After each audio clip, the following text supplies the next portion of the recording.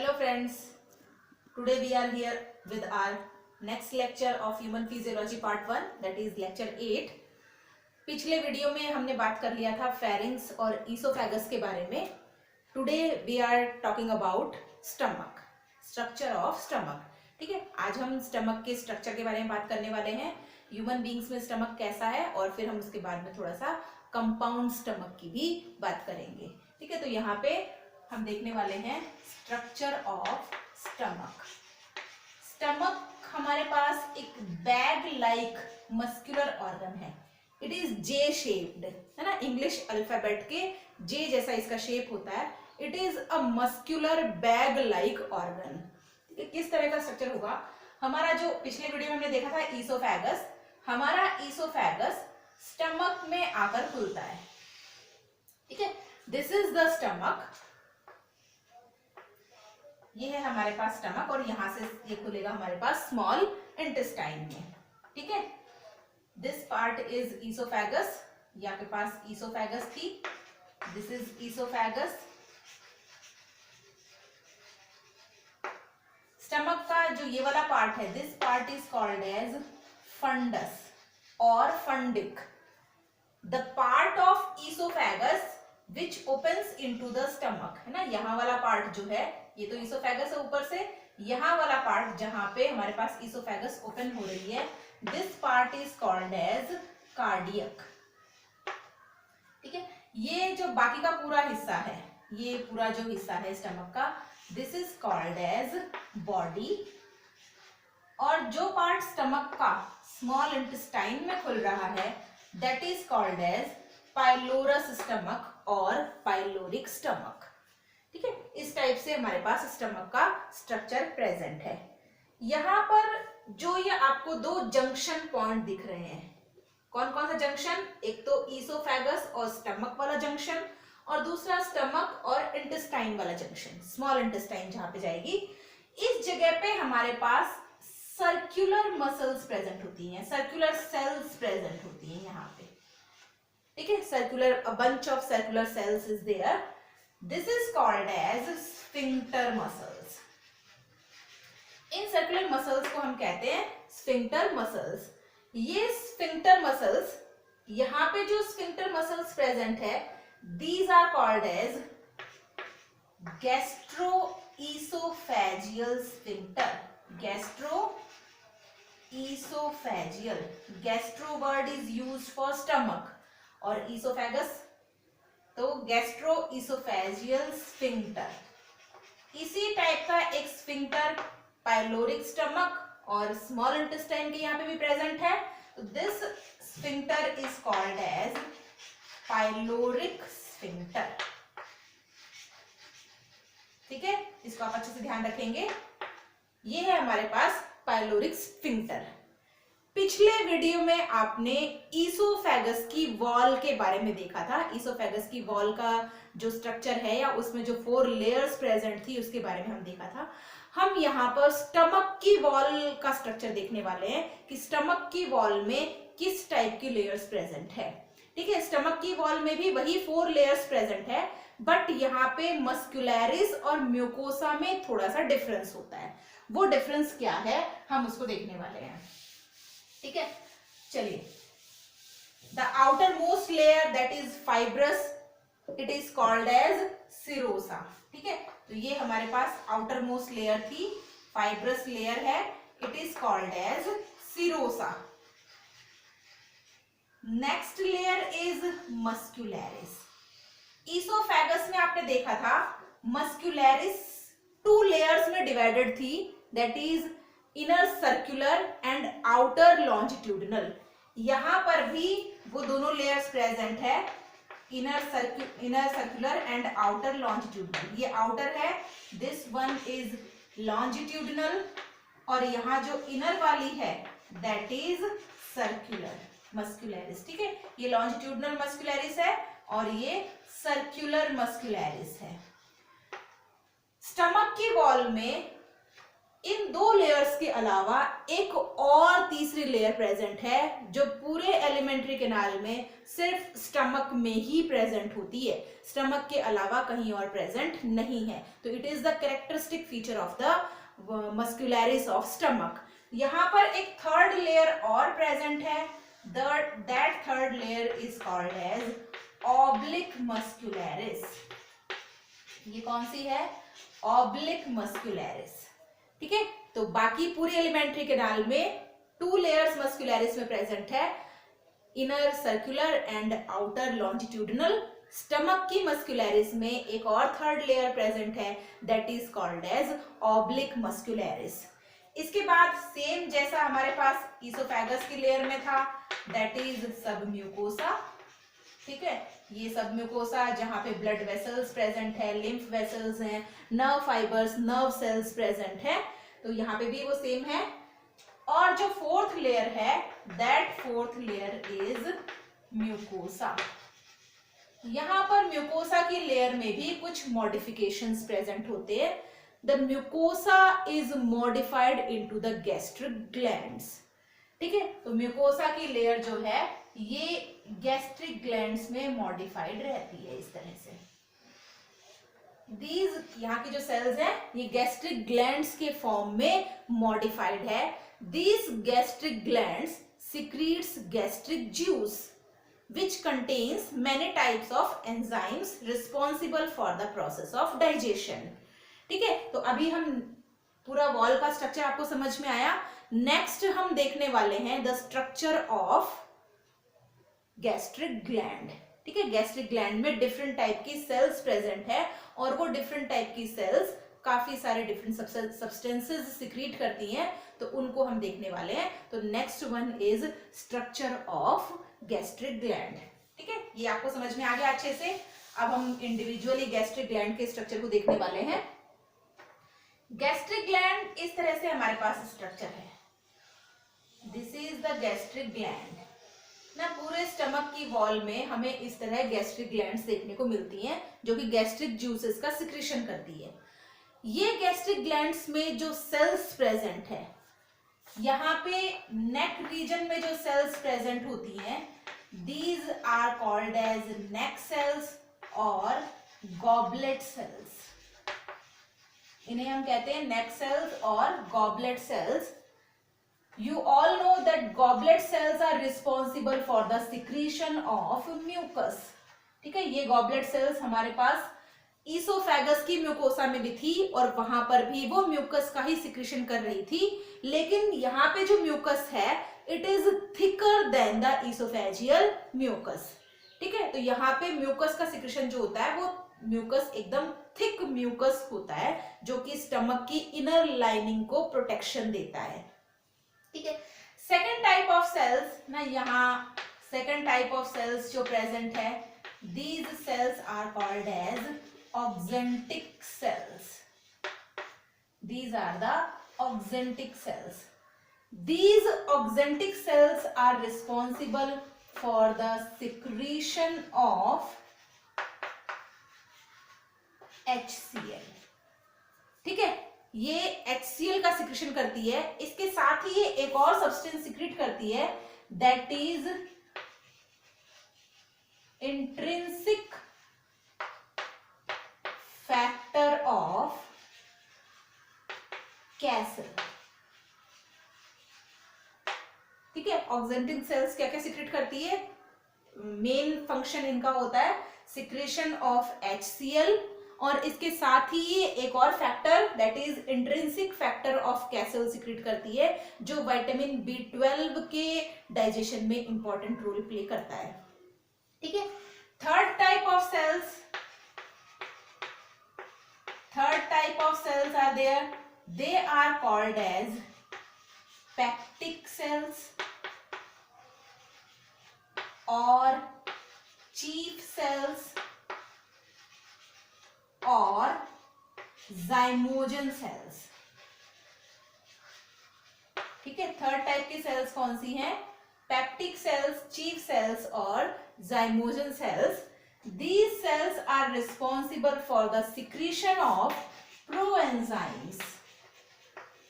Proenzymes means the inactivated forms of enzymes. यहाँ पर pepsin enzyme in the form of pepsinogen, rennin enzyme in the form of prorennin और gastric lipase enzymes का secretion होता है। और वो कौन सिक्रेट करता है? पेप्टिक सेल्स और चीफ सेल्स, और they are also called as zymogen cells. इसके अलावा यहाँ पर next type of cell present है, that is called as basal cells. और ये बेसल सेल्स बेसल एरियाज में प्रेजेंट होती है, जो कि इनमें से यदि कोई सेल डैमेज हो जाती है तो उस डैमेज सेल की रिकवरी के लिए प्रेजेंट होती हैं basal cells. They are responsible for the recovery of damaged cells. इसके अलावा यहां पर एक टाइप की सेल्स और प्रेजेंट होती है, that cells are called as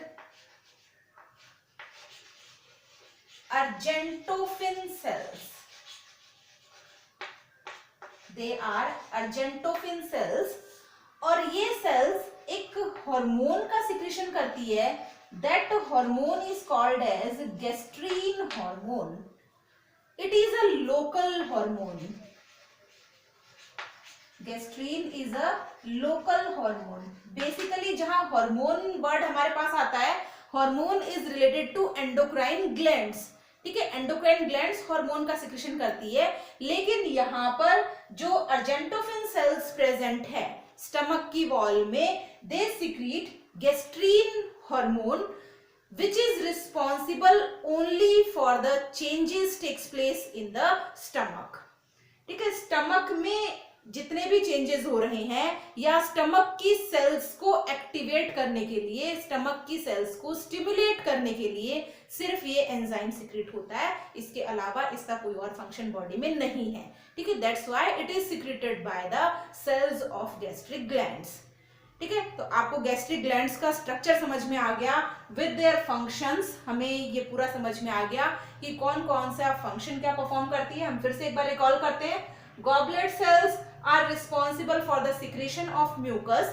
This mucus forms the inner lining of the wall of stomach to prevent from the corrosive effect of the HCl। क्योंकि यहाँ पर जो ऑक्जेंटिक सेल्स HCl सिक्रीट कर रही है, दिस इज हाईली कंसंट्रेटेड। ठीक है, इसका pH ऑलमोस्ट 1.2 to 1.8 तक इसका pH होता है। तो ये हाईली कंसंट्रेटेड एसिड है, ये हमारे स्टमक की वॉल को डिकम्पोज ना कर सके, इसलिए म्यूकस की लेयर वहां पर प्रेजेंट होती है, थिक म्यूकस की लेयर वहां प्रेजेंट है। ठीक है, इसके अलावा हमारे पास ये ऑक्जेंटिक सेल्स एक इंट्रिंसिक फैक्टर ऑफ कैसल भी सिक्रीट कर रही है, which is responsible for the digestion of vitamin B12। Clear? Third type of cells are peptic cells और चीफ सेल्स और zymogen cells. These are responsible for the secretion of proenzymes, pepsin enzyme in the form of pepsinogen, renin enzyme in the form of prorenin and gastric lipase। ठीक है, HCl का function क्या है यहाँ पर? अभी हम इसके बाद HCl का फंक्शन देखते हैं।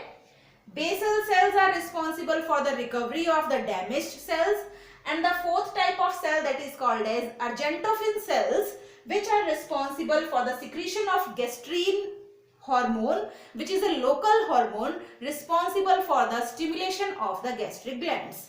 ठीक है, हम HCl का फंक्शन देखते हैं। यहाँ पे HCl का फंक्शन क्या है ना, इंपॉर्टेंट फंक्शन HCl यहाँ प्ले करता है, इंपॉर्टेंट रोल है बहुत इसका। The function of HCl, first important function is it kills the germs. जो फूड हमने इनटेक किया है, उस फूड में यदि कोई जर्म्स प्रेजेंट है तो उन जर्म्स को किल करने का काम कौन करता है? HCl, because it is highly concentrated acid.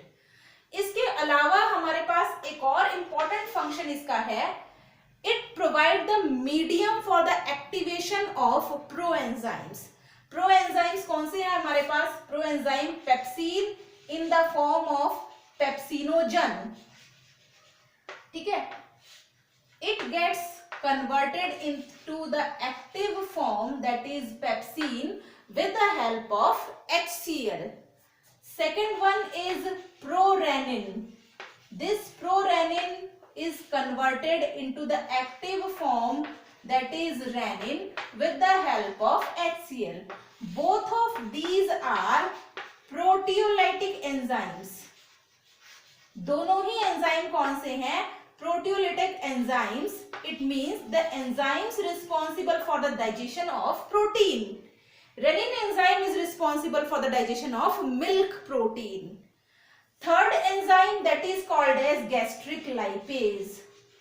Gastric lipase stomach में सिक्रीट तो होता है, लेकिन ये वहां पर फंक्शनलेस होता है. ये वहां पर कोई फंक्शन परफॉर्म नहीं कर पाता है क्योंकि स्टमक में इसको सुटेबल मीडियम नहीं मिलता है.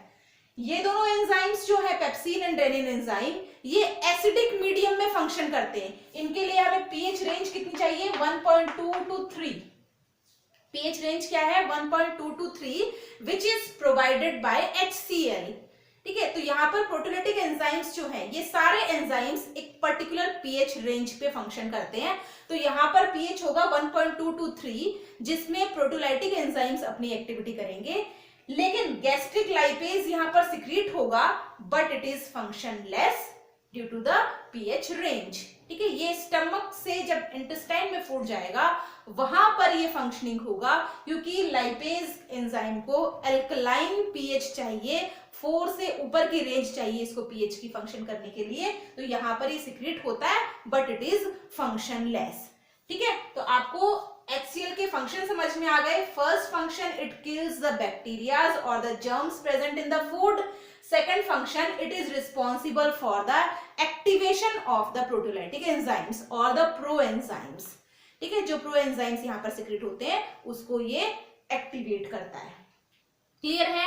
HCl का फंक्शन समझ में आ गया. ये एंजाइम्स क्या क्या करते हैं? प्रोटीयोलाइटिक एंजाइम्स है, pepsin enzyme protein digesting enzyme है, प्रोरेनिन एंजाइम गैस्ट्रिक जो मिल्क प्रोटीन प्रेजेंट है उस मिल्क प्रोटीन को डाइजेस्ट करने वाला एंजाइम है. And gastric lipase is the enzyme responsible for the digestion of lipids, जिसके बारे में हम फिजियोलॉजी ऑफ डाइजेशन में बात करेंगे आगे. ठीक है, स्टमक का स्ट्रक्चर होपफुली आपको बहुत अच्छे से समझ में आ गया होगा. इसके बाद हम स्मॉल इंटेस्टाइन पढ़ेंगे, बट स्मॉल इंटेस्टाइन में जाने से पहले हम थोड़ा सा बात करते हैं कंपाउंड स्टमक के बारे में. ठीक है, फर्स्टली हम डिस्कस करने वाले हैं कंपाउंड स्टमक. जो रुमिनेंट्स होते हैं, रुमिनेटिंग एनिमल्स या जो रुमिनेंट्स हैं, जैसे काऊ, बफेलो, कैमल. ठीक है, ये जो रुमिनेटिंग एनिमल्स हैं, इन रुमिनेटिंग एनिमल्स में कुछ कंपाउंड टाइप का स्टमक प्रेजेंट होता है. उनका स्टमक ह्यूमन बीइंग्स जैसा नहीं होता है, कंपाउंड स्टमक प्रेजेंट है. ये क्यों प्रेजेंट होता है ऐसा, हम इसके बारे में देखेंगे. उनका जो स्टमक है बेसिकली 4 पार्ट्स में डिवाइडेड रहता है. First part is called as rumen. Second part is reticulum. Third part is omasum.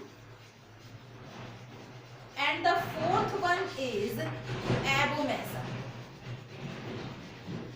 These are the 4 important parts of the compound stomach. ठीक है, यहां पर कंपाउंड स्टमक इसलिए प्रेजेंट होता है क्योंकि रुमिनेटिंग एनिमल्स जो हैं, ये animals basically raw plant products को कंज्यूम करते हैं. ठीक है, एज अ फूड क्या खाते हैं? ये रॉ प्लांट्स को खाते हैं, और रॉ प्लांट्स में सेल्यूलोज प्रेजेंट होता है. So for the digestion of cellulose this type of stomach is there. यहां पर जो रुमेन और reticulum part of the stomach है, यहां पे एक सिम्बायोटिक बैक्टीरिया प्रेजेंट होता है. ठीक है, क्या प्रेजेंट है?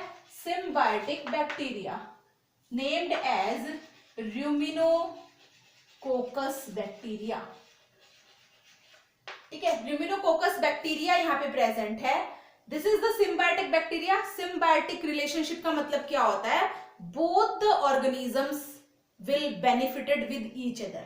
ठीक है, सिम्बायोटिक रिलेशनशिप में 2 लिविंग ऑर्गेनिजम्स साथ रहते हैं और दोनों ऑर्गेनिजम्स को एक दूसरे से बेनिफिट होता है। तो यहाँ पर इन रूमिनेंट्स को क्या बेनिफिट है, क्योंकि ये जो रूमिनोकोकस बैक्टीरिया है, it secretes an enzyme named as cellulase enzyme. This enzyme is responsible for the digestion of cellulose. ठीक है, तो यहाँ पे रूमिनेंट को फायदा है, किस लिए, क्योंकि ये बैक्टीरिया क्या करेगा, सेलुलोज एंजाइम सिक्रेट करेगा जो कि सेलुलोज के डाइजेशन में हेल्प करता है। और बैक्टीरिया को क्या इससे बेनिफिट है, बैक्टीरिया को बेनिफिट है, इसको फूड, शेल्टर, वाटर सब कुछ मिल रहा है कहाँ पे, इस रूमिनेंट के स्टमक में। ठीक है, तो both will benefited with each other. तो यहाँ जो ये रूमिनोकोकस बैक्टीरिया है ये सेलुलेज एंजाइम सिक्रेट करेगा और ये सेलुलेज एंजाइम सेलुलोज को डाइजेस्ट करता है।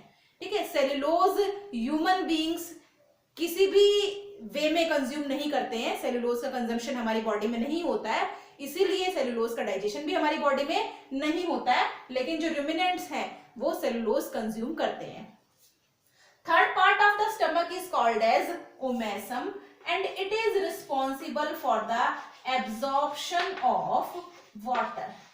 ये बेसिकली वाटर एब्जॉर्प्शन का फंक्शन करता है। आप देखते हो कैमल है, ये एक बार में काफी सारा वाटर जो है वो स्टोर कर लेता है और एक लॉन्ग टाइम तक यदि उसे वाटर ना दिया जाए तो भी वो सरवाइव कर सकता है। ठीक है, तो वहां पे जो स्टमक है that is compound type of stomach and this part of stomach, that is omasum, it absorbs large amount of water. Fourth part is called as abomasum. ठीक है, ये जो abomasum part है ये ह्यूमन बींग्स जैसा होता है, लाइक ह्यूमन बींग्स, जैसा ह्यूमन बींग का स्टमक है उस टाइप का पार्ट होता है। और यहाँ पर डाइजेस्टिव जूसेस, HCl और एंजाइम्स सबका सिक्रेशन यहाँ पर होता है। तो जैसी ह्यूमन बींग्स में प्रोसेस कंप्लीट होती है वैसी ये प्रोसेस एबोमेसम पार्ट में यहाँ पे कंप्लीट होती है। ठीक है, तो इस टाइप का compound type of stomach is present in the ruminating animals. आपने रूमिनेंट्स को देखा है जो कर्ड च्यू करने वाले एनिमल्स होते हैं, आप देखते हो कि वो जब खाते हैं तो अपने फूड को च्यू करते हैं, उसमें सलाइवा मिक्स करते हैं, देन बार बार जुगाली करना जिसको हम कहते हैं, बार बार अपने माउथ में फूड को लेकर आते हैं क्योंकि सलाइवा जो है उसमें अच्छे से मिक्स हो सके और इजीली उनकी बॉडी में जो सेलुलोज जा रहा है उसका डाइजेशन ये एंजाइम प्रॉपरली कर सके। ठीक है, तो होपफुली आपको कंपाउंड स्टमक का स्ट्रक्चर समझ में आ गया होगा। नेक्स्ट वीडियो में हम बात करेंगे स्मॉल इंटेस्टाइन के बारे में। Small intestine is divided into 3 parts. ठीक है, तो तीनों पार्ट के बारे में और स्मॉल इंटेस्टाइन का स्ट्रक्चर हम अपने नेक्स्ट वीडियो में देखने वाले हैं। स्टमक को आप बहुत अच्छे से देखेंगे, वीडियो को लाइक करेंगे, शेयर करेंगे और यदि चैनल आपने अभी तक सब्सक्राइब नहीं किया है तो चैनल को सब्सक्राइब करेंगे। Thank you very much.